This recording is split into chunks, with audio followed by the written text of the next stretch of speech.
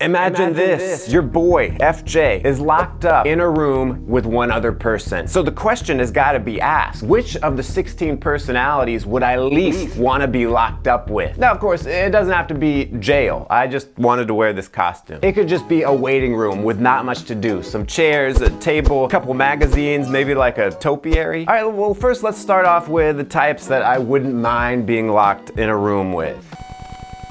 Oh, that's right, there aren't any. All y'all annoy me. It's just 16 different nightmares being locked alone with you. Okay, that being said, let's jump into it. Let's start off with the ENTJ and ESTJ, the lead extroverted thinkers. These types are gonna bring a palpable intensity into the room. Extroverted thinking is all about getting stuff done in the real world, right? So these types don't do well just kind of sitting there doing nothing. Their favorite thing to do is also to get other people to work with them, if not just for them. And me, being an agreeable guy, I'll just go along with it. So if an ENTJ or ESTJ walks in the room and is like, we've got all this time with nothing to do something. Let's organize these magazines. And I'll be like, okay. So I don't know. It's a toss-up between the two of them, which would be worse to be stuck in a room with, but either way, it wouldn't be pretty. Let me tell you, honey. Now, if we go on to the extroverted feelers, the ENFJ and the ESFJ, it's a similar kind of thing going on, but a less intense vibe. The focus is still gonna be all on me because that's what EJs do. They focus on other people and they still might boss me around a little bit, but they're not gonna be so much focused on getting things done, which is what the extroverted thinking is about, but they're gonna be focused on how do I feel, which is extroverted feeling. I mean, the main issue here with these types, I mean, all of the EJ types, but especially these two types, because they're so people focused and interested in what makes people tick, the conversation is never gonna end. There will be no break in conversation. And the conversation will probably stay primarily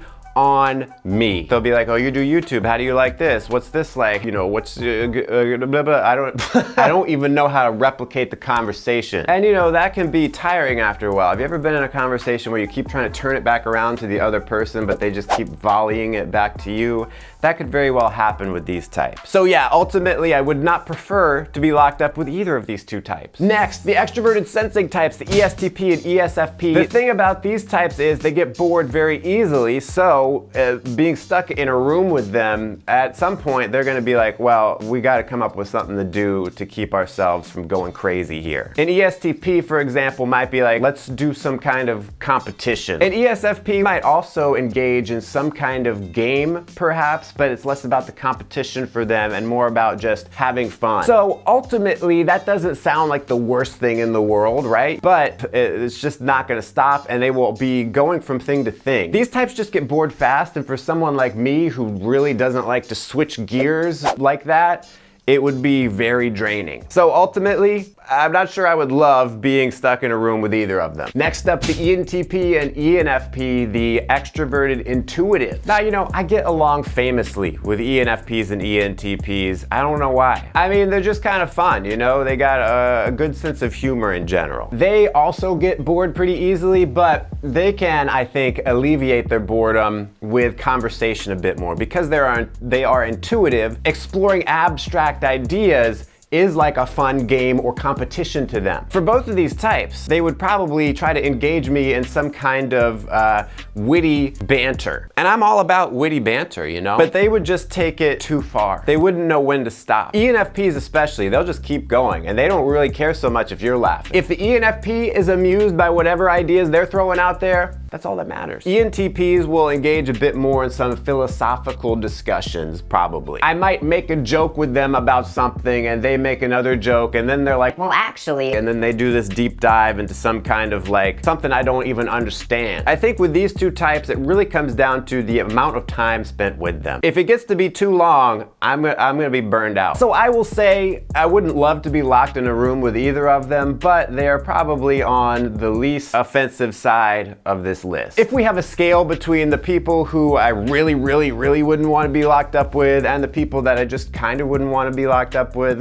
they're more on that end. The ISFJ and ISTJ, the lead introverted sensors, oh boy. I think perhaps with all the IJ types, there's just an issue where it's easy for them to be misunderstood. For a whole thing about that, thing meaning video, check out this video in the card above my head, which of the 16 personalities is most misunderstood. These types are dominant introverted sensors. So basically, they're looking at reality, they're looking at the real world, but it's this very filtered, organized, particular view of reality that is unique to each individual ISTJ or ISFJ. As such, I think it is easy to have kind of miscommunications, especially if you are another IJ where you have your own weird view of reality. Because you'll both be trying to talk about things that are real, and it's like, well, I have no idea what you are talking about. That being said though, I think these types are pretty down to earth, maybe the most down to earth types. They will feel a need to engage with you to a degree, but as they are introverts, they will also kind of know when to stop. So, you know, I'll say with these two types, like the ENFP and ENTP before them, I'll put them on the kind of wouldn't like to be stuck in a room with them category.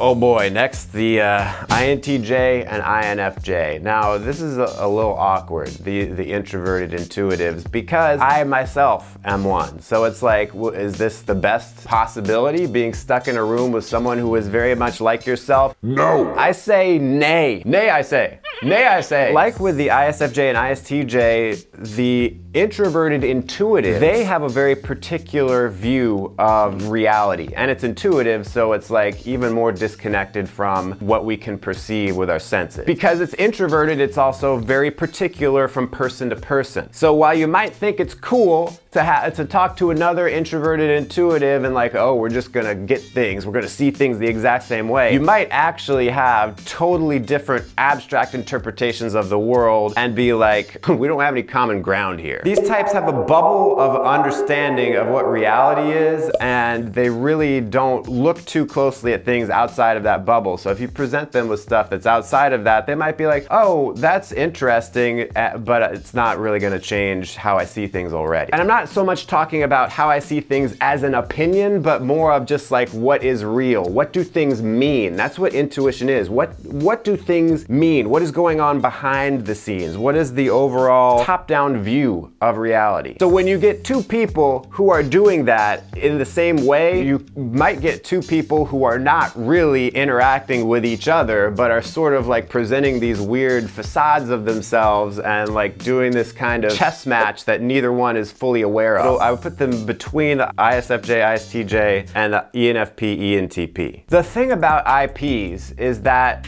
they have an introverted judging function as their dominant function, which means that they are very inward focused. Now, I talked about the IJs as having kind of a bubble of reality. This is the way they see reality. IPs have a similar thing going on. You could say they're like floating on a cloud, like that guy in the Mario game. But they're not bad like the guy in the Mario games. Well, is he bad? I don't even know. And that cloud is what they want to do. What they feel is important and what they prioritize or what they think is logical and what's gonna work for them. And they're on their own cloud. Like, you can't join the cloud, you can't upload files to their cloud, but they can float down on their cloud if they want to be with you. And for the healthiest IPs, they can even step off of the cloud and join the real world for a little bit, but eventually they do have to kind of retreat to that cloud. I am abusing this metaphor. It's weird to be locked in a room with an IP. Let's just start talking about the INTPs and the ISTPs, all right? IPs are probably the most quiet, introverted of the type. If I am locked in a room with one of these types, there might not be any conversation at all. They might just be in a corner and be like, you mind if I just read this magazine and we don't talk? And I'll be like, okay, in which case, it's a little awkward. I mean, how long are we in this room together? I don't know. I didn't set up that parameter of this hypothetical situation. But here's the thing, is that there's a switch that gets flipped and the floodgates will just open and they'll just start giving you a monologue about whatever matters to them. These are very intelligent types. If you want to see a video I did about which type is the most intelligent, the smartest, if you will, check out this video in the card above my head. Like with the INTJ I was talking about, at some point they will just run over